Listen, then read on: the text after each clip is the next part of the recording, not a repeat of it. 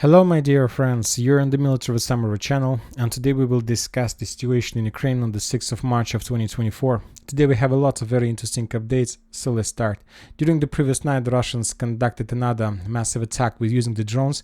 Lots of explosions, lots of targets were attacked by the Russians. According to information we have, the Russians destroyed and damaged the Ukrainian warehouses, ammo depots, the buildings and infrastructures of energy facilities and military facilities and so on. And after massive strikes, the Russians stopped. They made a small pause, and later we got update that Zelensky himself made a decision or decided to visit Odessa. And according to information we have, he visited Odessa with the purpose to award the Ukrainians in the area. And today we got some video from the central part of Odessa. Now, according to the author of the video, we can see the the cars and the security and cars of President Zelensky. He was moving in the central part of the town. He was heading to the secret area, to the secret base, with the purpose to award Ukrainians. Later we got some details from the Russian sources. According to information we have, Zelensky awarded special list from the special forces of the Ukrainian armed forces there, and he was managed and he wanted to award those guys who attacked the Russian ship in the vicinity of Crimea and destroyed the ship. And after Zelensky finished with the words, he made the decision to leave Odessa, and he probably moved to Kiev or in the other direction. And the Russians all the time was controlling and was following Zelensky. And when they discovered the position and the base of the special forces, the Russians conducted Iskander Strike, and according to the Russians, they managed to destroy a very big group of Ukrainian soldiers. So when talking about the Ministry of Defense report, today they told us that at 11:40 of Moscow time, the armed forces of the Russian Federation launched a high precision missile strike on a hangar in the industrial port area of Odessa, where preparations were being made for the combat use of unmanned boats of the Ukrainian armed forces. The target of strike has been achieved. The object is hit. So Zelensky wanted to do his best, but basically he discovered the secret base that obviously was destroyed. Later we got a lot of updates and lots of, let's say, geolocations with helicopters and planes flying in Romania, in Moldova, and probably there was some evacuation operation. Very likely that the Russians managed to hit not just the base with, let's say, Ukrainian special soldiers, but also with officers from NATO countries, from United Kingdom, because according to information we have, the officers of United Kingdom controls and coordinates the Ukrainian attacks. So very likely the Russians managed to get jackpot by that attack, and probably soon we're going to receive more details. Later Zelensky started telling us that the Russians can attack anybody, they attack everybody they want, and many other things, trying to blame them that Russia wants to assassinate him or something like this. But later the Russian sources published this photo. For example, on this photo we can see Kherson, the central square of Kherson, where when Zelensky arrived in the town and the Russians were controlling the situation. And by this photo the Russians were trying to say that if the Russians wanted to kill Zelensky, obviously they would do this in 2022, maybe in 2023, but not in 2024. So this is the situation about Kherson and Odessa directions. Now we're moving to Robotyne area. We got significant number of details from this artillery pocket from Robotyne Cake. Today we have adjusted the map according to previous configuration of the map. The Russians during the previous 24 hours managed to establish significant control over additional fields between Robotyne and Verbova, and according to geolocations that were published today, this is approximately the Russian control they managed to establish control over during the previous 24 hours. Significant number of fields and tree lines. The Russians were moving along 3 directions, and we have geolocations confirming this. First, let's take a look at this video. On this video, for example, we can see how the forces of 82nd Air Assault Brigade were FPV droning the Russian positions among the trenches and the tree lines, which confirms the Russian presence in this area. We will not continue with video because due to casualties among the soldiers. And also we have another video from another Ukrainian squad. This video was published by the Ukrainian sources. On this video we can see how another Ukrainian squad was filming another attempt of the Russian forces to attack. As you can see, the Russians were using just a small vehicle who was moving through the fields under Ukrainian, let's say artillery strikes. It's not even probably a personal carrier, just a small, let's say, I don't know, motorcycle or something like this. The Ukrainians were bombing the Russians, and this video confirms the Russian presence in the area and the Russian control. So what is happening here, and the thing is that Ukrainians currently, due to complete lack of armored vehicles, of artillery forces, of artillery rounds, of complete Russian air superiority, complete absence of counter-artillery duels from the Ukrainian side, we can make a conclusion that Ukrainians are no longer available to control positions among the fields under the open air. For them to save the personnel, not to conduct additional mobilization, the best solution, the best way is to remove their forces from the line of combat contact, to remove their forces from the open fields and to send them to the strongholds like Orekhov, maybe Robotyne, and maybe Gulyai-Polye. If we try to make some projections and speculation about Robotyne, obviously with the same speed the Russians during the next few days are able to reach this line, and if the Russians are able to establish control over additional fields between Verbovo and Robotyne, then the Russians will be able to complete the most important mission, to establish fire control over the main supply roads that Ukrainians use to supply and support their forces inside of, let's say, northern part of Robotyne. And we're talking about these three lines. Currently the Ukrainians still have possibility to use these three lines to support their forces, to send some reinforcement reserves, and the closer the Russians are getting to this yellow road, the less chances for the Ukrainians to control and to save control over the village. And everything tells us that this is exactly what the Russians are doing right now. Now we are moving further to the south Donetsk direction, the southern part of Donetsk direction. First we're going to talk about Novomikhailivka. Once again, according to information we have, during the previous days the Russians have already established control over the farms, but we still haven't received any geolocations confirming this.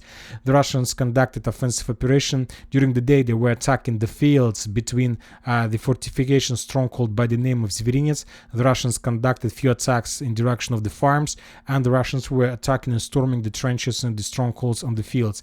So basically, according to the Telegram channels and reports from the ground, the Russians during the previous 24 hours were trying to establish control or to get additional progress in this among these fields, with the purpose to establish complete control over the strongholds and to capture completely the farms that located to the north of Novomikhailivka. For now we still haven't received any updates whether the Russians managed to achieve anything, but anyway we see the Russian goals, and that Novomikhailivka is almost under complete Russian control, and the most important and tactical positions inside of the village are already under the Russians. Now we are moving to Georgievka area. We got additional progress, additional updates from the territory.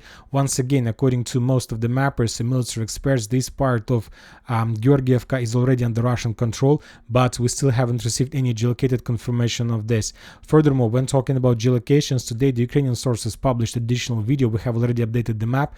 On this video, for example, we can see how the forces of 46th Air Mobile Brigade were bombing the Russian abandoned personnel carriers, and as a result of few drop bombs, the personnel carrier was completely destroyed. This is, like, say, additional Russian progress, but yet according to geolocations the Russians still haven't managed to bypass this stronghold. But according to let's say messages in Telegram and reliable sources reading cores from the ground, the Russians already stormed the central street and they have already entered the Molodezhnaya street.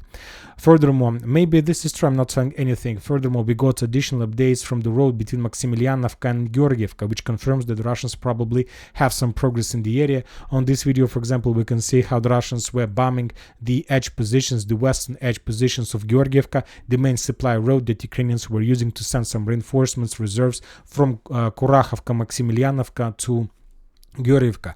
Those roads were under complete Russian fire control, and very unlikely the Ukrainians managed to bypass the territory. All these strikes were made just with one purpose: to ease the further Russian progress, if there is a progress inside of Georgievka.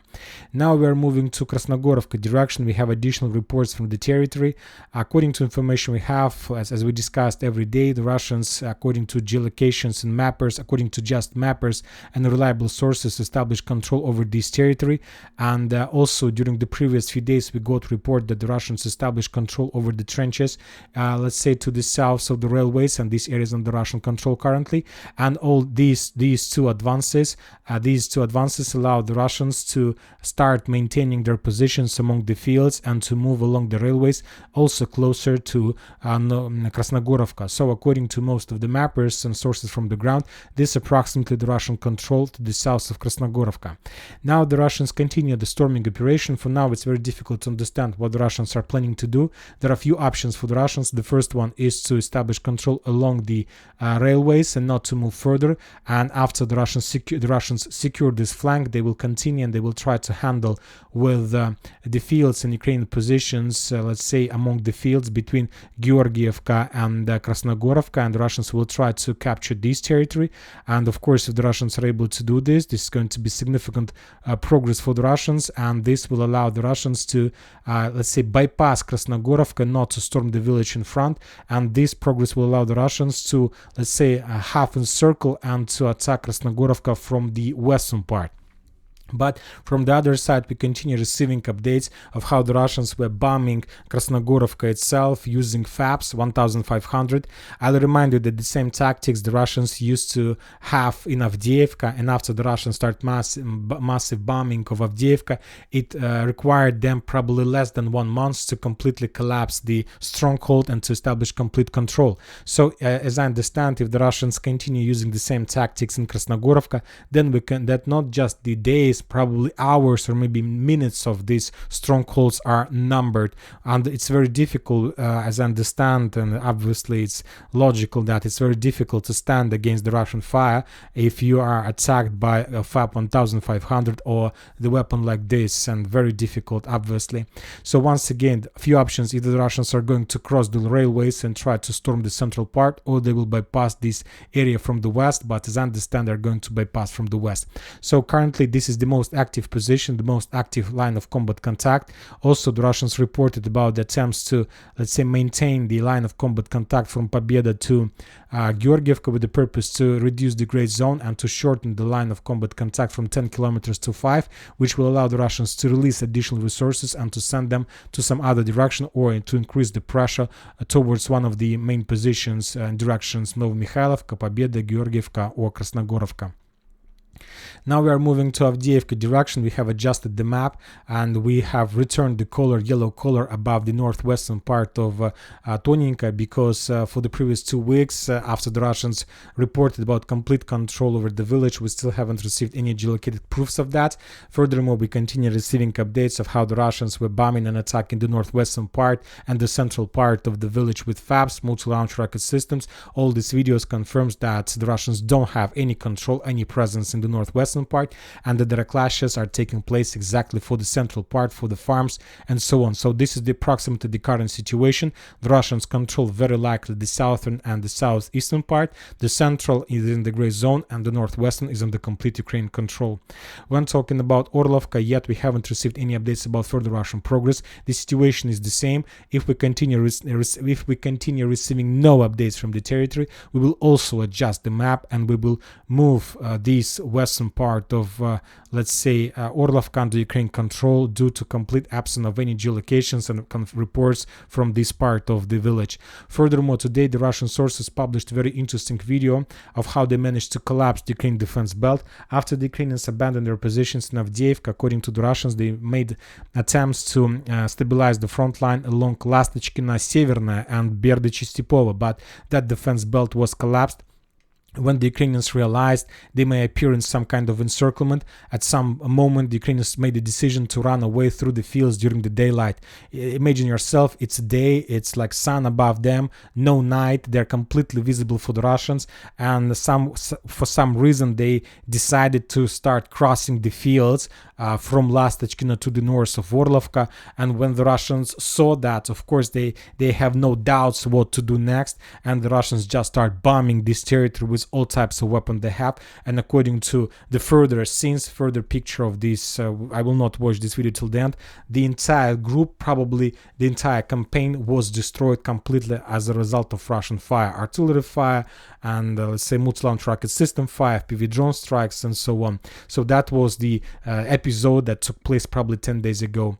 The Berdichi, the same story. We have adjusted the map showing the western part of the village completely under Ukrainian control. The central part, the eastern part, the area between Stepova and Berdichi is in the gray zone. We have some updates during the previous 24 hours how the Russians were bombing the territory with multi-launch rocket systems, which confirms that the Russians currently are not conducting any attempts to attack the western part. They're, let's say, try to suppress the Ukrainian positions, and we can, based on all these videos and all these updates, we can make a conclusion that very likely the Ukrainians did manage to stabilize the line of combat contact between Berdichi, Semyonovka, Orlovka, and Toninka.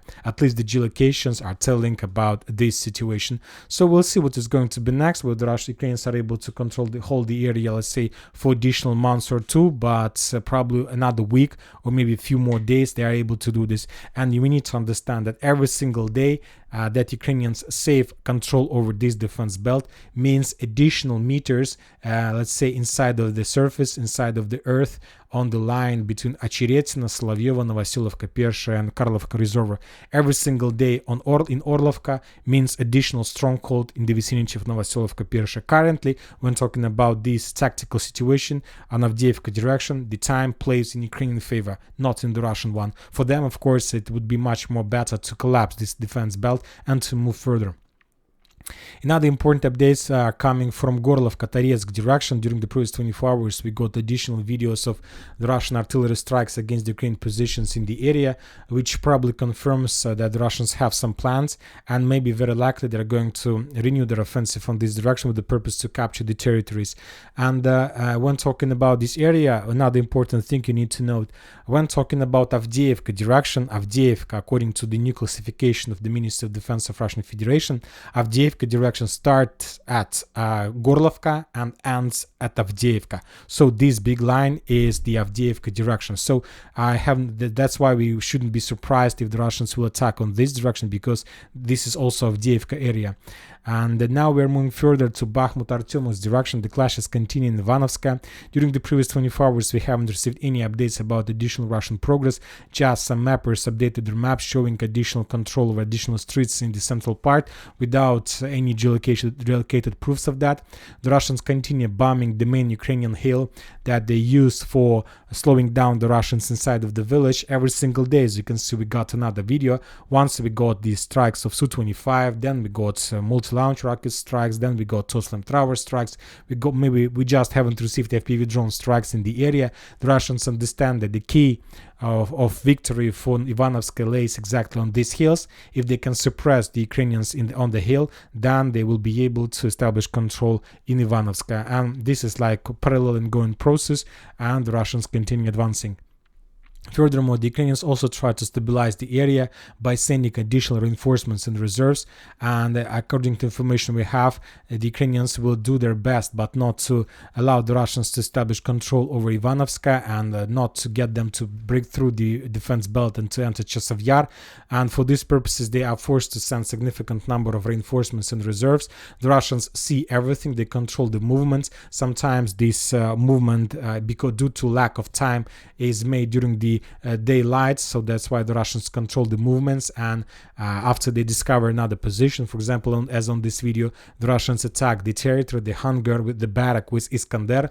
We see significant strikes, significant explosion, and very likely another group of Ukrainian soldier or maybe an equipment was buried under the ruins of this part of industrial zone of Chasiv Yar. So significant explosion, significant strike, and we see complete absence of resistance, air defense resistance from the side of the armed forces of Ukraine.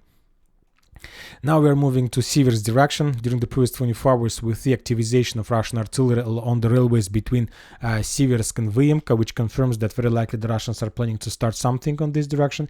When talking about the territory, we should mention that every single 2-3 weeks, the Russians give us additional update of how they managed to establish control over additional defense belt or additional trenches. So very likely in the very near future, we need to wait some Russian activization along the railways with the purpose to establish additional control over additional trenches. Gorovka, we received very interesting video from the eastern part of the landfill. On this video, we can see how the Ukrainian soldiers completely stressed out, lost their patience, and start running away from the positions under the fire of Russian soldiers. Basically, the Ukrainian soldiers on this video abandoning their positions without any wish or willing to continue clashes. This guy was running very fast, and he didn't even wait for his soldiers who maybe were wounded. So this is the first evidence that Ukrainians start leaving their positions on the bottom, on the base of the landfill, which confirms and means that very likely the Russians are planning to start another wave of attack, and maybe soon, these days, this week, we're gonna see the clashes for the landfill with the purpose to capture. If the Russians are able to capture the landfill, the entire Bilogorovka will fall. Terny, no changes during the day. We just got update that the Russians, unconfirmed update that the Russians already established control over the village and started the storming operation of Yampolovka itself. This is Terny, the village, the part, and this is Yampolovka. So for now, just some making some movements on the map without some changes and so on. We start receiving some updates from the northern Kupinsk direction. Today, the Ukrainians conducted a counteroffensive on the line to Orlovka. They were using 2 tanks for those purposes. As a result of attack, they forced the Russians to abandon their positions, but the Ukrainians also retreated. They made a decision not to control the new territories because, let's say, difficult process of digging in deeper, and very likely the Russians counterattack or would try to counterattack. So just a small recon in combat to understand this common situation on this direction. The Russians continue bombing and attacking the borderlands. Today we got another additional FAB. As a result of that strike, the Ukrainians lost another warehouse, some on the borderlands, and as you can see, very heavy explosions, very heavy strikes. We see no resistance from the Ukrainian side, no air defense, and sometimes I have a question what is going on and when the Russians are going to start the ground operation. Very rare footage we received from the northern part. Probably for the first time during the previous 6 months, we got the video of Lancet strike on Chernigov area, and we see that there are more and more updates start coming from the Sumy and Chernigov direction, which confirms some additional concentration of forces. Very likely the Russians are planning to do something. On this video, we see Lancet attacking the radar that the Ukrainians were using to probably discover and to track the flying objects on the territory of Russian Federation or in the northern Ukrainian direction. And let's move to the western part of Ukraine. We got additional updates. As you know, the weather is getting better. Currently, the spring has started, and due to the spring and better conditions, more and more Ukrainians are trying to escape from Ukraine. Currently, it's impossible to do during the border with the legal way. Zelensky captured this population of Ukraine, and he keeps them as prisoners. And if time comes, everybody who is located in Ukraine will be sent to the line of combat contact. On this video, for example, we can see the Ukrainian who was captured somewhere on the mountains, in the mountain area on the border with Romania. Obviously, as you can see, he got some food from the local soldiers. Obviously, he's shown his best skills.